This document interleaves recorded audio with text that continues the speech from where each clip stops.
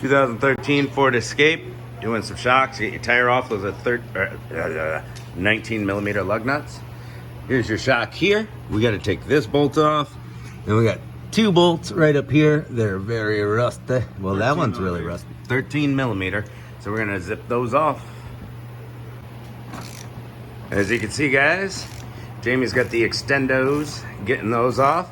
I'm going around here. Right there, we got our bottom bolt for the shock. That's a 15 millimeter, using an extendo here. And we're gonna zip that bolt off. Now, when you take these bolts off, your suspension's gonna go ba-dum. So I like to support it with an under hoist stand, like that guy. You use a jack and a block of wood or whatever. But the suspension will go dunk on you if you take all the bolts out.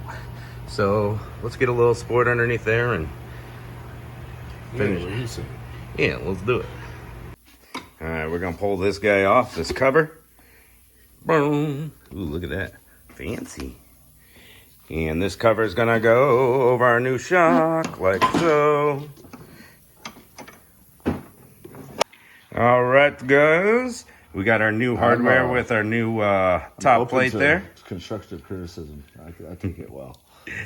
So we got our dust cover over the shock. We got our mount. We're going to tighten that nut down, shove it up in there, and then we're going to put those two bolts on the top, line up our bottom open end right there, line it up through there, put our 15 millimeter bolt back in, release our pressure on our stand here, put the tire on, bring her back down, and that's basically how you do the shocks on these.